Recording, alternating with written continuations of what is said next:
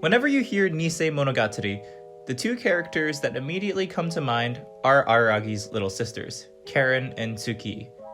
When you think of Tsuki, you probably associate her with Platinum Disco, the intro song for Nisemonogatari's third arc. When you think of Karen, well, let's just say we all associate her with a certain oral hygiene tool. What I think is tragic about this is that although Tsuki is linked to one of the most widely recognized songs in anime, Karen doesn't have the same connection to the song of her arc, and I think that song, Marshmallow Justice, might be one of my favorites from the entire Monogatari series.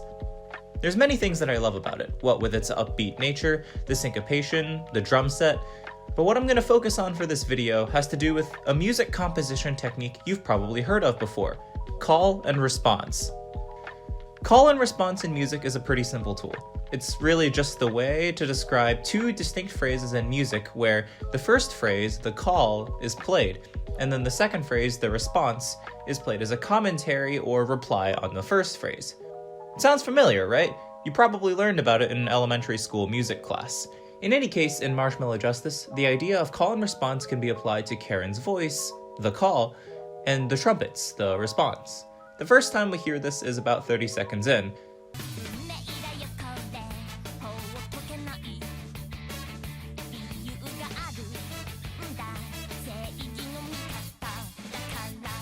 And it continues on through the bridge and arguably stops at the refrain, at which point the role of the trumpet becomes more that of a counterpoint than a true call and response.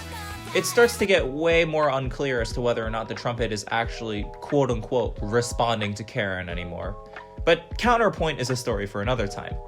Whether or not the trumpet in the refrain actually qualifies as call and response doesn't change the fact that the call and response prior really helps make this song unique to me. And that leads me to my next point. Why does it matter at all that call and response is being used here? How is it being used? What purpose does it serve, and how does it make this anime OP special? Well, to answer that question, it pays to examine parts of the song where the trumpets aren't playing. Let's listen to the phrase that occurs before the call and response begins.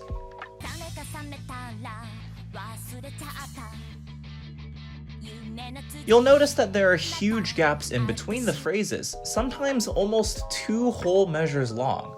Of course, these gaps are later filled in by the trumpets in the call and response, but the fact of the matter is, the call phrases were originally standalone phrases, followed by near silence. By preceding the call and response section of the song with Karen's standalone voice, the response phrase that we hear in later phrases stands out much more clearly to the listener.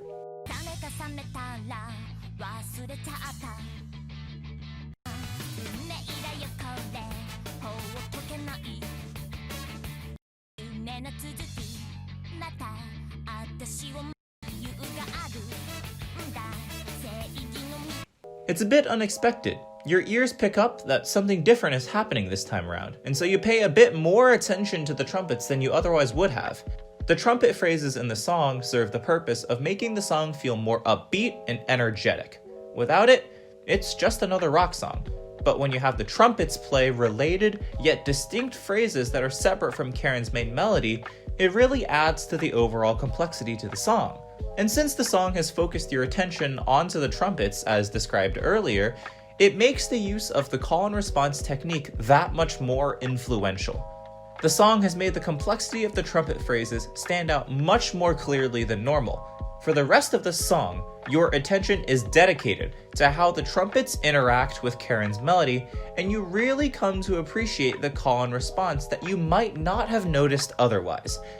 At the end of the day, Marshmallow Justice is a perfect example of call and response.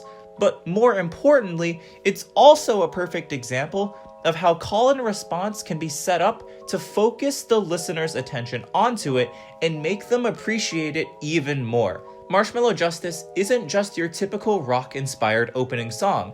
It uses a simple yet powerful musical tool and sets that tool up for success in a way that I don't really see very often in music in general, much less in anime intros.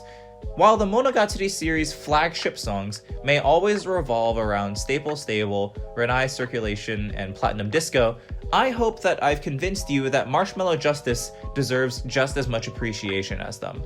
Long live the Fire Sisters. Thank you guys so much for watching my analysis of Marshmallow Justice. If you enjoyed what you saw, please give this video a like and subscribe to the channel to see more content just like this. As always, feel free to comment below for any suggestions of anime intros you'd like to see me discuss.